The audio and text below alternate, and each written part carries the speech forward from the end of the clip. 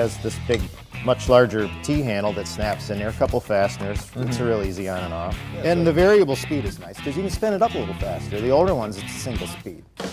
Special jobs demand special tools.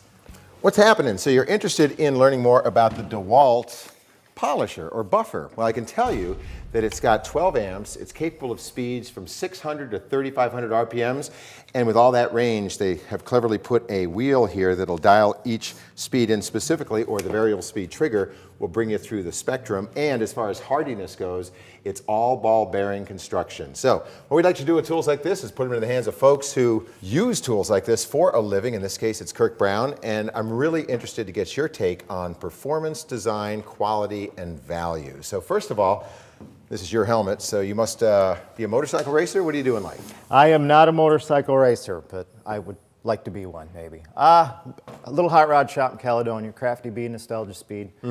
Hot rods, trucks, bikes, fabricating, just a big fun toy box. Just make all kinds of cool stuff. Cool, so you like to build them and make them pretty and I shiny, do. right? Yep, we cut them up and make them cool. Okay, so let's talk about what you did with this specifically.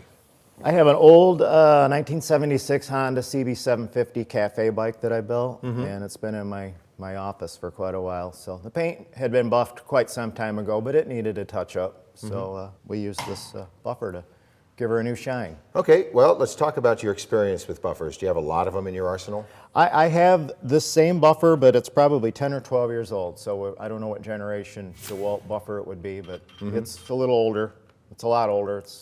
This has some features on it that mine doesn't have. Sure, that's called evolution, brother. Yeah. Well, let's talk about the general performance. I mean, it has the variable speed, it's got a wide range of speeds. Did it do the job the way that you wanted it to work? Well, it did, because I kind of knew what to expect. The feature on this one, it's a little different shape. What I really liked is this rubber nose. The one that I have does not have that, and I have taken chunks of paint out of things for just being careless. Your Honor, I point to Exhibit A right here, the helmet. Oh, you got a beautiful shiny helmet going, and then, don't! Somehow that happened, right? And it had the aluminum casting, and it's more squared off. So that didn't happen with the new and improved rubber snout? No, it did not. Right. And I've done that on more than one occasion. So. Okay, so it did everything you asked it to do, correct? Yeah, the performance was very, very nice. I like the variable speed. On this machine, this is Velcro, which is nice. The older machine didn't have that, so you can switch out from your lamb's wool. That's for when you're gonna, your initial buff with some heavier compound. You peel that off, it's got a little centering. So it's pretty quick. Yeah, I mean, compared to the old technology, this is really good. So you end up with your foam pad, you got your variable speed here, and this is to kind of finish it out. You're gonna do the final buff with the foam. Yeah, and the variable speed is nice because you can spin it up a little faster. The older ones, it's a single speed. Right, it's got a soft start, so if you're a little fast, you can bring it back down. The locking, it was all good. Yeah. You know, they've done their homework. They made some upgrades from the first one, and it's definitely an improvement. Yeah, you know, it is interesting because we've always argued here at toolselect.com about performance and design. I mean, we've already covered the ground that this performs well and seamlessly gone into the transition of design, which really, in my mind, is part of performance. If it's designed well, it'll perform well. And so we've kind of gone through those features. I guess one thing we do have to talk about would be the cord.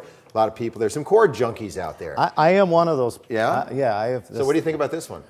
Well, I like the length, and it doesn't have a ground, so you're not fighting with that. Yeah, so what else about the design do you like or not like? Well, it has two different handles. You have this is the standard handle that I'm accustomed to. Sure. And that goes on either side, okay. if you're lefty or righty.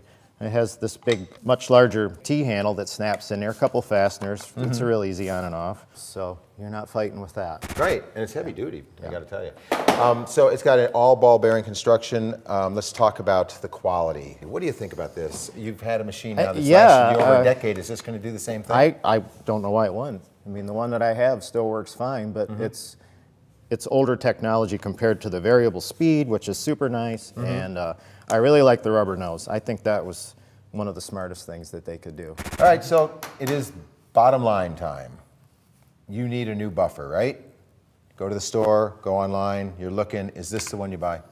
This is the one I would buy, absolutely. I know there's buffers that are way less money, but they're not gonna last 12 years.